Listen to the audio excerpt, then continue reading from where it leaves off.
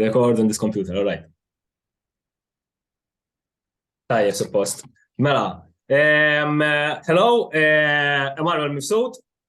Grazie ħafna tal-li aċċettajt din l-intervista li hija waħda mill-intervisti, mis-sensiela ta' intervisti li qed nagħmel biex nippromovi l-antoloġija tal-letteratura imqarba. U Emanuel Mifsud huwa wieħed mill-kittieb fl-antoloġija bli storja tiegħu bin-novella, storja qasira, novella Ultras li tinstab fl-ister strambi ta' Sara Susamut li ġib publikat 2001 mela lija u xek. Ekku. Eżatt, ġib publikat 2002 propjament. 2002 mill-Minima Publishers, mill-publishing house ta' Mark Vella li xbajna nsemmuh għalli xo kien oriġinarjament li publika ħafna minnkom f'dak iż-żmien. Ekku. L-ewwel ħaġa xtaqt insaqsik. X'kienu u saqsejta kemm il-Karl u kemm il-Alex din il-mistoqsija, x'kienu l-influenzi letterarji u anka forsi artistiċi tiegħek dak iż-żmien li bdejt tikteb daw l-istejjer? Daw ma kinux l-ewwel stejjer tiegħek, qabel kellek stejjer oħrajn istorjhom ukoll. Eżempju kellek il-ktieb tas-Siflaxija, kellek il-ktieb tal-Maħbubin Midruba, u daw ħafna minnhom kont pubblikajthom inti self-published ġifieri. Ukoll. X'kienu l-influenzi letterarji tiegħek dak iż-żmien? X'beda jispirak biex tikteb daw ix-xogħlijiet? Jien naħseb illi aktar milli kienet il-letteratura naħseb iktar kien influenza ċerti reġisti tal-film. Per eżempju, Kieślowski żgur li kien influenza kbira fuqi. Imma mill-aspett letterarju, barra li meta kont żgħir ġifieri kont għadni nibda l-università, anzi qabel, kont bdejt ninnamra ma' James Joyce. Imma naħseb illi dak il-perjodu kien mument ta' tranzizzjoni. Kien hemm mument fejn kont qed naqra ħafna lil Heinrich Bell għaliex kien jaffaxxinani fil-mod kif kien iħallat il-fiction tiegħu mal-istorja kontemporanja Ġermaniża. Ġieli meta qegħdin ngħidu li kien ix-xogħol tiegħu tas-sebgħinijiet pereżempju kien influenzat ħafna minn x'kien qed jiġri bil-Baader, Meinhof, eċetera, eċetera. Imma mbagħad bdejt nersa aktar lejn kittieba bħal Douglas Coupland bil-Generation X l-ewwel ktieb li qrajt tiegħu. Mbagħad kien hemm il-famuż kittieb Skoċċiż, imma ovvjament se ninsa x'ismu issa. Kien Malta s-sena l-oħra fakkarni. Irvine Welsh. Irvine Welsh u Victor and Kelly bħalissa mistax nitdakkar għandi problema naħseb jew l-età jew xi ħaġa oħra qed iġġenni ninsa ħafna l-ismijiet. Jiġifieri kien mument ta' tranzizzjoni fejn imbagħad Irvine Welsh li kien ħid kbir ma' nies tal-ġenerazzjoni tiegħi għalkemm jien kont ħafna nippreferi lil Douglas Coupland u għad nisa llum naħseb li Douglas Coupland huwa ħafna superjuri għal Irvine Welsh. Irvine Welsh eventwalment beda jiddiżappuntani, bażikament riħex tal-affett li kien kiteb, għadu juża l-istess karattri sal-lum il-ġurnata. U ngħidlek anka xorti tajba għaddejt minna dik il-fażi u m'għadhomx m'għaddejt minna. Xi ħaġa interessanti li semmejna fil-diskussjoni tal-Alex kien li l-letteratura tagħkom li hija letteratura realistika kienet qed tesponi aspetti u karatteristiċi fis-soċjetà Maltija li huma ħżiena. U ħafna minn dawn l-aspetti kienu qishom qabel injorati, jew jekk mhux injorati fil-letteratura Maltija, miktuba ċertu mod illi inaqqas ħafna mill-ħażen tagħhom daw l-aspetti. U tkellimna diversi temi, bħal eżempju l-abbuż sesswali, il-violenza, id-drogi, speċjalment b'reazzjoni ma li tkisser sewi. Meta kont qed tikteb l-istejer tiegħek, kont konxju ta' din il-qasma letterarja li kienet qed tinħoloq għax intom kontu qed tagħmlu xi ħaġa kompletament ġdida. Kontu konxi li qed titlu f'din l-isfera letterarja li qabel kienet ma tantx skoperta ħanejdu hekk. Ara ħanibdew minn hawn.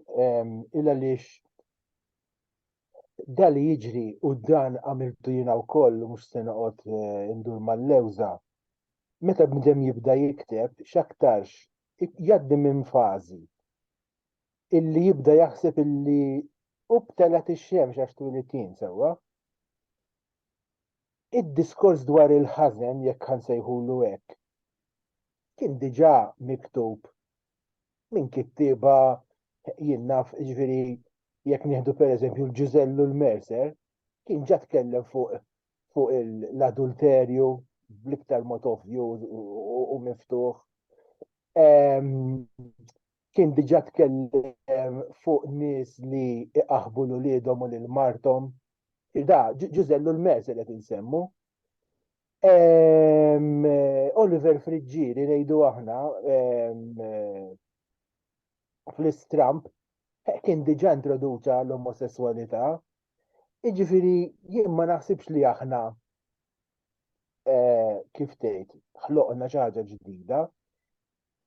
Jekk tieħu pereżempju il-ktieb ta' Paul Biborg beżat, da mimli perverżjoni li tista' timmaġina, inkluż nekrofilija, ġifieri li rid ngħid huwa aħna ma tellajniex ix-xemx sewwa, imma jista' jkun li konna qed naħsbu li hekk għamilna. Bħalma llum il-ġurnata pereżempju ftit ilu kont qiegħed naqra xi write-up ta' xi ħadd li ħareġ xi romanz u da speċi beda asnaf x'ismu onestament, imma speċi beda jiftaħar illi da introduċa is-sess fil-letteratura, ma stax ma nitħaqx. Issa, li kien hemm fil-kastana naħseb jiena kien mhux is-suġġett imma it-trattament tas-suġġett li aħna konni iktar għala bibna u laffetednihom kif ħassejna li għandna ngħiduhom. Le? Mentri kittiba oħrajn li kienu qed jgħixu fi żminijiet oħrajn, jiġifieri laqqas irridu nitkażaw illi dawn ma kitbux b'mod dirett, anzi dawn kellhom il-kuraġġ jiktbu fi żmien meta il-Knisja kellha poter ħafna ikbar milli għandha llum, jiena ngħid illum m'għandha ebda poter, ma dak hija kwistjoni ta' opinjoni. Fejn l-itkazar kien iktar voċiferu u xorta kitbu ċerti affarijiet sewwa, naturalment kitbuhom bil-mod tagħhom.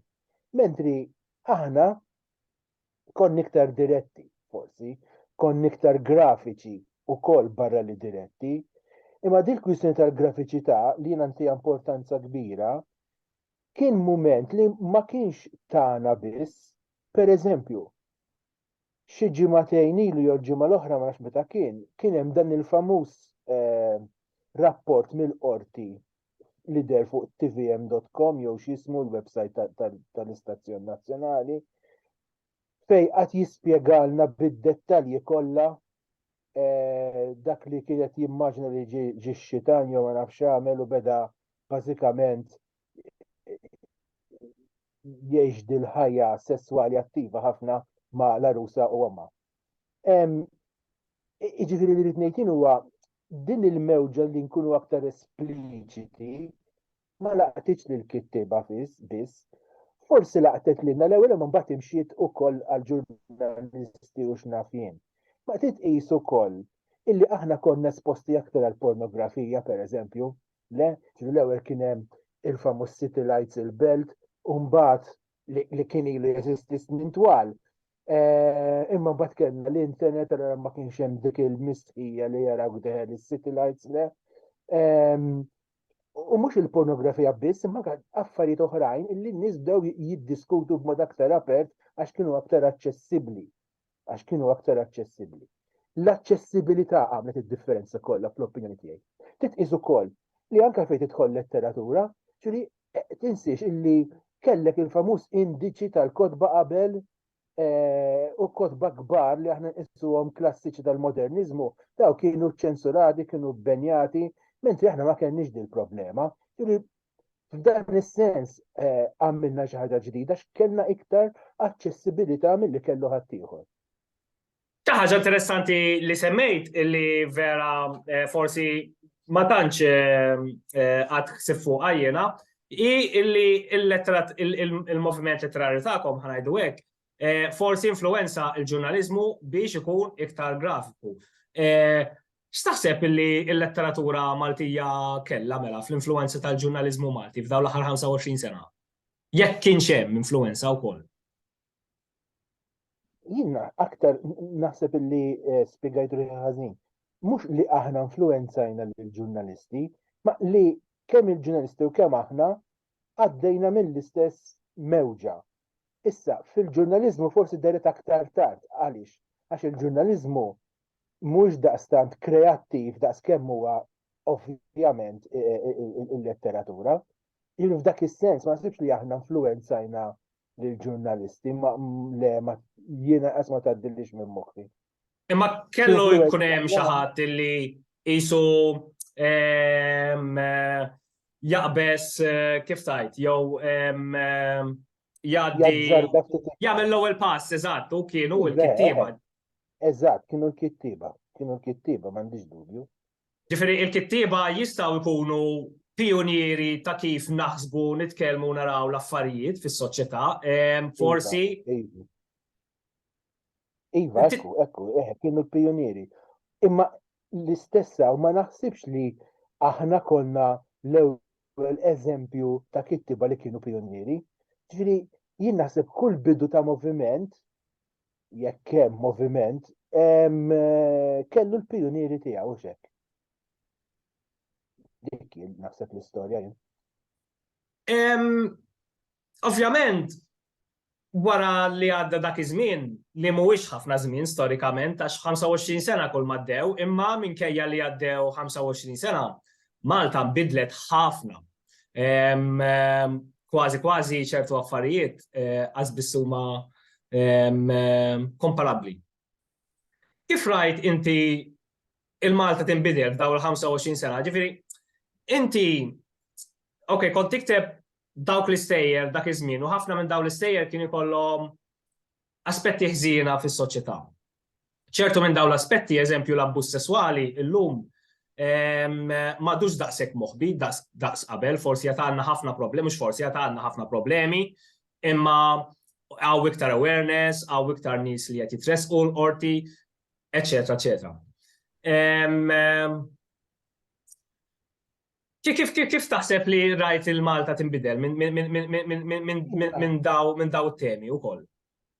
Hemm ħafna fatturi fosthom il-fatt li l-Knisja nixfet bażikament di ma ċanda il-poter li kellha qabel u kienet ilha titilfu l-poter tal-Knisja ma issa tilfitu waħda sew.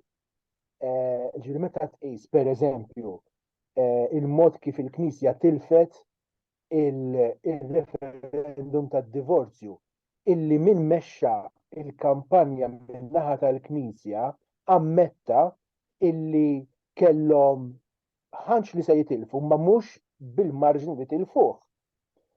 Il-fatt li pereżempju l-Knisja ma opponietx b'mod b'saħħtu il-legalizzazzjoni ta' żwiġijiet tal-istess sess u terġa' id-dritt tal-adozzjoni ta' koppji tal-istess sess.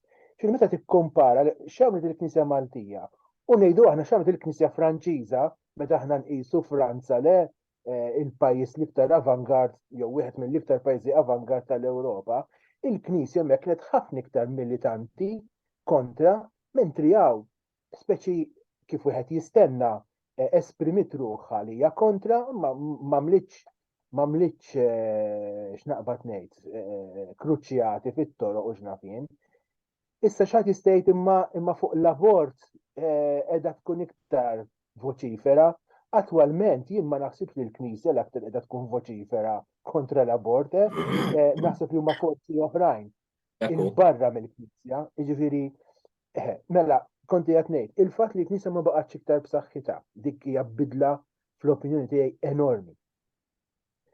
Il-fatt illi tħallna fl-Unjoni Ewropea, naħseb illi dik ukoll kellha effett li jista' jkun illi intom l-istoriċi għad tridu tikxfulna analiżi ta' kemm saret bidla f'dak is-sens, illa li pereżempju jiena il-fatt li għexta ġo fiha ma nistax inħares mill-bot u nanalizza, imma fil-font net inħoss li kienet bidla kbira ħafna.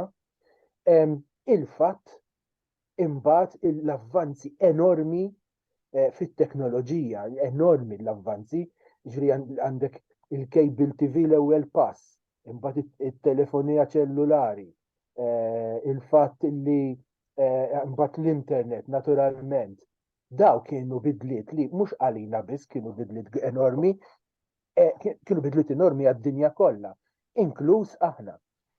Il-fatt ukoll qabel it-telefonija ċellulari, eċċetera, il-fatt tal-liberalizzazzjoni tal-medja dik ukoll kienet rivoluzzjoni mhux se ngħid kbira, laqqas se ngħid żgħira però fil-ħajja tagħna. X'rija niftakar pereżempju ejli inti stazzjonijiet tar-radju bil-famużi chat shows f'nofs tal-lejl jiddiskutu kull tip ta' kwistjoni, inkluż affett bħal sessualità, problemi fis-sess, eċetera, eċetera, li qabel mhux ma kontx tismagħhom ta' ma nafx li ikun biex jitfaċċa xi nofs programm jiddiskuti xi nofs problema.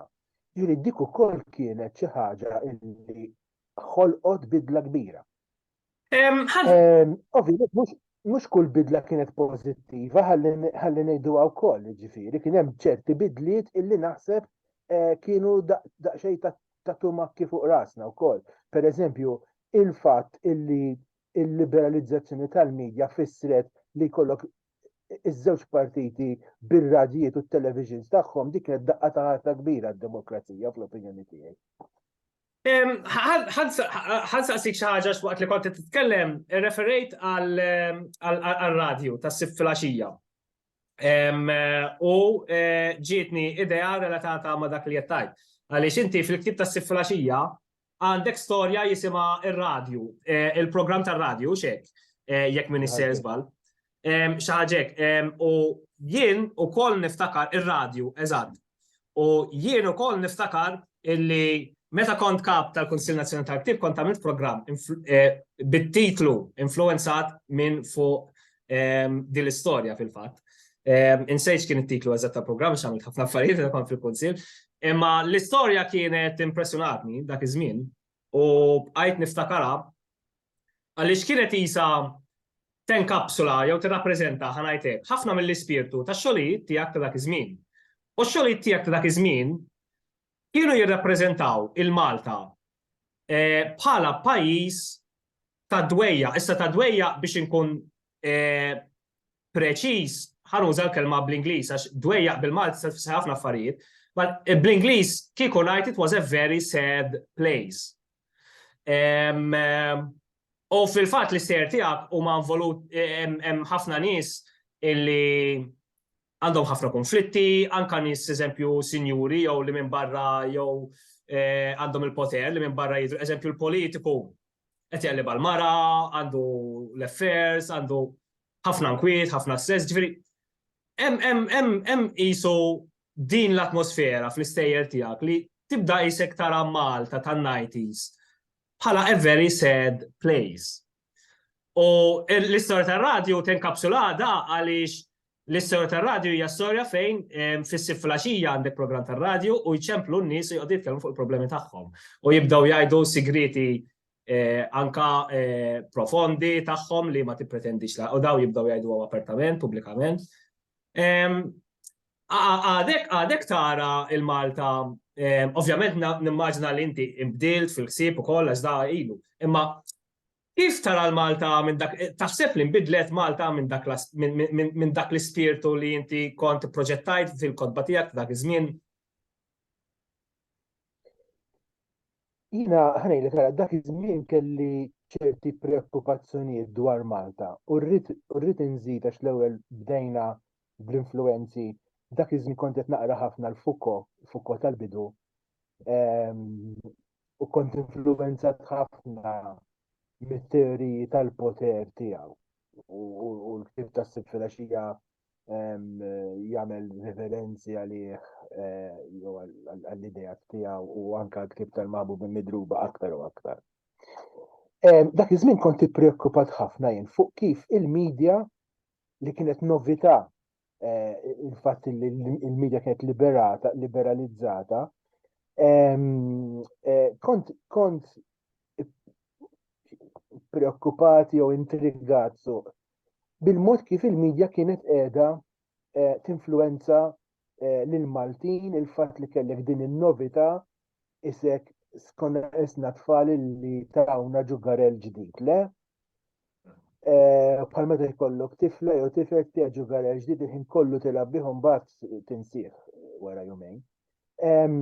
U naħseb illi tant konna ferħanin bih illi morna f'ċerti eċċessi li pereżempju nċempel fuq ir-radio u ngħid illi sirt impotenti. Jien naf jew illi jiena għandi ċerti xewqat li mhux suppost għandi u naqbad u ngħidha on air di.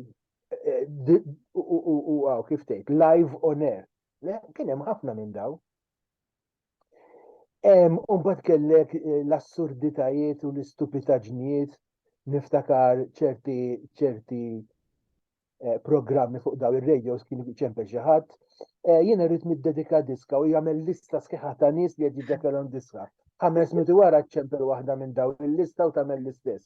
Biex inkunu edna xi ħadd. U nkunu qed nieħdu gost ninstemaw live naħsbu aħna ma' Malta kollha. Dak iż-żmien kont intrigat ħafna mill-mod kif il-medja daħlet fil-kmamar tagħna u aħna konna lesti nesponu rwieħna b'dan il-mod. Il-kwistjoni tal-privatezza u dak li huwa pubbliku dejjem kien jintrigani u baqa' jintrigani sa ċertu punt imma mhux daqs dakinhar. Illum il-ġurnata jew insomma sa ftit ta' żmien ilu kont intrigat ħafna bix-xokk meta intbaħt illi Malta hija pajjiż faxxist bħal ħafna nies bħal ħanejda mod ieħor. Illi f'Malta hawn nies faxxisti bħalma hemm f'ħafna pajjiżi oħrajn. Niftakar fl-1997 kont konferenza l-ewwel konferenza li qatt mort u kien hemm akademiku Ġermaniż u qalli intom Malta razzisti. U jiena b'mod najvet l aħna speċi peace loving people, speċi le. Għalli ma kemm għandkom immigranti u ħaddima barrani, għalli mela stenna sa dakinhar u mbagħad nitkellmu. U għalija kien xokk illi hemm xi ħadd bħal Norman Lowell mimli xejdulhom segwaċi. Il-fatt illi bdejt ninduna li anke nies li huma qribi ħafna kellhom tendenzi razzisti ħafna illi qatt ma stennejta minnhom, qatt ma stennejta minn ħadd, dak kien xokk kbir. U bdejt nintriga ruħi b'dak il-mod, jiġifieri nsejt il-kwistjoni tal-medja sadattant u bdejt naħseb fuq dawn l-affarijiet, le? Jiġifieri kif qed nara lil Malta, llum il-ġurnata lil Malta qed nara daqstant ieħor minn lenti negattiva imma għal raġunijiet differenti milli kont rajta meta ktibt tas-sitt filgħaxija. Tinsix li bidem negattiv. U ma ngħidix biftaħir imma ma niddejaqx ngħidha. Anke il għaliex meta kellna it-tmexxija ta' Joseph Muscat b'mod partikolari. Imma naħseb illi il-suċċessur tiegħu baqa' bl-istess diska kemm mhux b'mod tajjeb daqsa. Illi aħna sirna pożittivi l-aqwa fid-dinja u dal-ħafna ħmerijiet li konna nisimgħu. U li f'daqqa waħda jekk inti tgħid li kien ħaġa kontra inti negattiv u daħlet f'ħalqna dik għax dak negattiv ejja nkunu pożittivi, da diskors kien iddejjaqni ħafna. Illa li dak kien ifisser qed inkomplu mmewtu dik il-ftit sens kritiku li seta' kellna. Nixtieq insemmi xi ħaġa ta' malaj. Xi ħaġa li ili nsemmija ħafna ta' ġifieri, imma dejjem inħossni fid-dmir li nsemmija. Meta jiena kont ingħatajt il-ġieħ tar-Repubblika, kienet għamlet id-diskors tagħha l-President, kien l-ewwel diskors tagħha bħala President Mary Louise Colero Preca, u kienet qalet lil dawk li ħaddu l-ġieħ. Isma' speċi dana mhux qed ninkwota verbatim, imma speċi il-messaġġ tagħha kien isma' dana mhux sempliċement ħadtu medalja u barra bid-daq, imma issa intom għandkom dmir lejn l-istat u dmir li hi speċifikat kien li nkunu kritiċi. Illa li qalet Malta għandha bżonn tal-leħen kritiku. U jiena dak id-diskors ħadtu b'serjetà u ħadtu anka kważi mingħajr ma ninstema' karizmatiku bħala missjoni illi f'mument meta bdejna nisimgħu ħafna irmixk fuq li nkunu pożittivi, li nkunu l-aħjar, li aħna l-aqwa, ikun hemm imqar ftit ta' negattività jekk irdu nsejħula hekk. U jien kuntent li nkun negattiv u naħseb li huwa importanti li jkun hawn min ikun negattiv. Dalwaqt jala il-ħin tal-intervista, allura ħankun qed nistaqsik iktar mistoqsijiet ġenerali issa. Imma qabel biex nagħlaq biex ma ninsix ukoll, nixtieq nistaqsik ovvjament fuq Ultras għaliex daw l-intervisti sfortunatament osra u jkolli ħafna x'nistaqsi u x'niddiskutu affarijiet interessanti ħafna u mhux ma jirnexxilix iddaħħal kollox. Imma Ultras hija wkoll storja li ġiet pubblikata fl-antoloġija Teleturam 4 hija wkoll storja li tirrepreżenta aspett ħażin tas-soċjetà. U tagħmlu b'mod vera elokwenti, isek u jien nimmaġina li anka għax peress li inti Ultras ibbażata fuq raħal ġdid. U inti minn raħal ġdid nimmaġina assumi jien li qed tikta fuq affarijiet li vera rajt u esperjenzajt f'ħajtek. ċertu aspetti minn daw is-soċjetà imma inbidlu jew naqsu. Jew jekk naqsu forsi inbidlu. F'Ultras insibu vera ultra kif jiswu t-tajtil, ġifieri insibu l-esuberazzjoni ta' żgħażagħ ħanajdu hekk, l-eċċess ta' żgħażagħ ħanajdu hekk li jmur fil-vjolenza, fis-sess, fid-drogi, eċetera, eċetera. Imma forsi għall-inqas, vera nkun ftit pożittiv issa-jiena, m'għadniex naraw dik il-vjolenza fit-toroq li konna naraw qabel. Qabel il-vjolenza fit-toroq kienet xi ħaġa iktar profjuża milli llum. Ara, ħanejdlek, jiena ġejt influenzat ħafna mill-vjolenza. Li trid tqis jiena għext tfuliti u l-adolescenza tiegħi f'mument vjolenti ħafna f'Malta. Le, jiġri kellek ħruq ta' gażini, bombi wara l-bib tan-nies, il-qtil ta' Kering Grek niftakru ċaru tont kont kemm xi 8 snin, eventwalment il-gassijiet ta' dmuħ, imbagħad il-qtil ta' Raymond Caruana, sparaturi lem, sparaturi law, it-kissir tal-airport. Ġifieri jiena jew għax kont sensittiv iżżejjed u nifhem li jiena għandi karattru sensittiv ħafna. Ġifieri jiena jekk nara film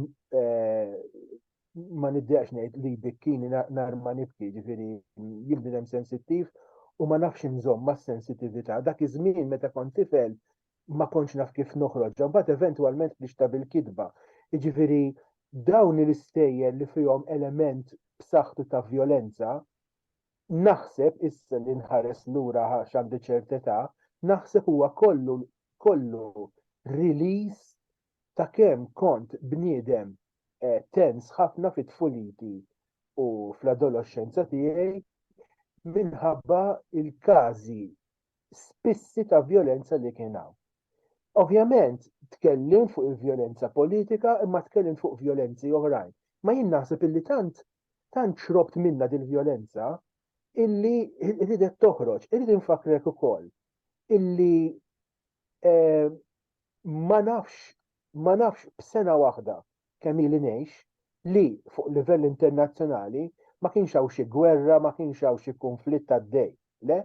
Imma terġgħu tgħid, meta jien kont niżej, l-aħbarijiet kienu dominati mill-Bader Meinhof bombi l-ħin kollu, il-Brigate Rosse bombi l-ħin kollu, qtil ta' dak qtil tal-ieħor. Jiġifieri kien mument li ma kellux violenza biss, jien niftakar aħna konna ingawdu bla doċ, ma konniex imdejqin biss, jew ma konniex hemm il-violenza biss, imma jien naħseb tant kont sensittiv għal-violenza meta kont għadni tifel żejr u anke meta il-din baqgħet ġo fija u ridet b'xi mod toħroġ. U allura naħseb li huwa għalhekk illi f'diversi xogħlijiet tiegħi anke fil-aħħar ktib ta' novelli l-aqwa żmien hemm ħafna violenza x'sensittiv ħafna liha. Il-problema hi li nsejt kienet il-mistoqsija. Le, jiena li kont saqsik anke b'relazzjoni mal-mistoqsija ta' qabel li m'għadniex naraw dik il-violenza eċċessiva fit-toroq. Ara, jiena illum il-ġurnata kif ngħid lil ħafna nies oħrajn bniedem kważi rekluż għax jiena mid-dar għax-xogħol u mix-xogħol għad-dar u ġieli ħajja soċjali ma ċandi, bażla ta' ġifieri mhux.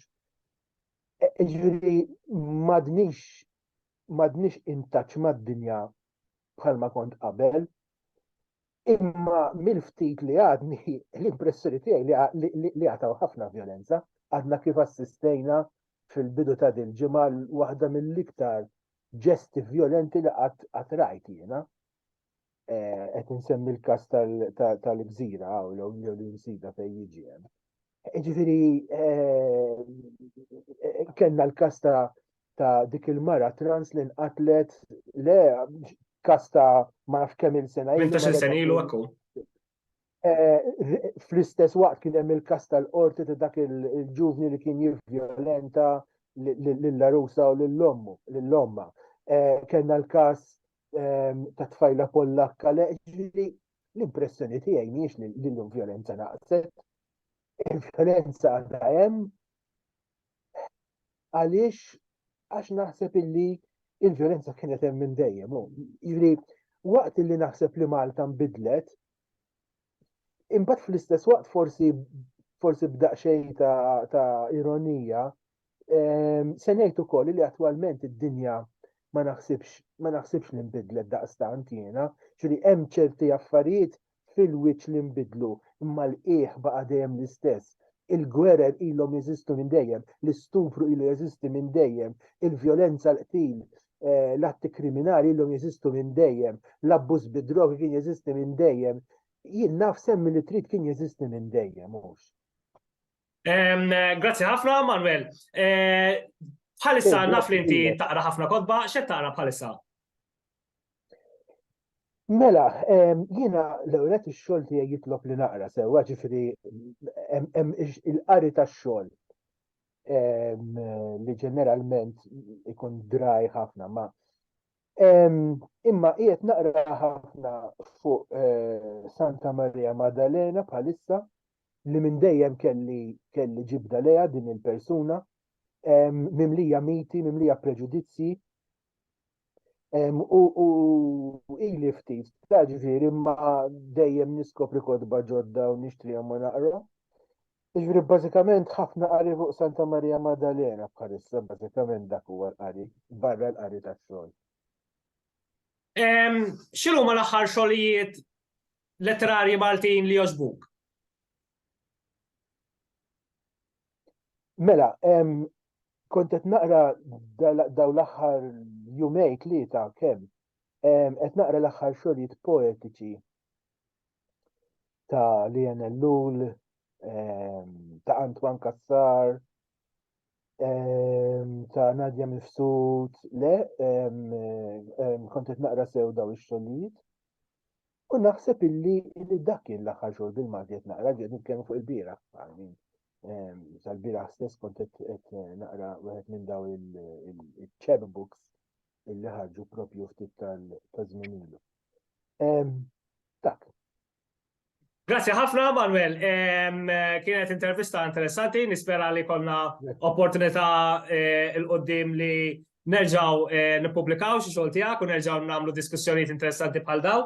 Jiena nixtieq nara li nfakkarkom illi l-istorja novella ta' Manuel Mifsud staw sibuha fl-antoloġija tal-letteratura mqarba b'kommentarju interessanti ħafna ta' Mark Vella li kien il-pubblikatur oriġinali ta' l-istorja. Grazie ħafna, Manuel. U ovvjament il-ġurnata tajba. Grazie ħafna. Tanti or. Grazie.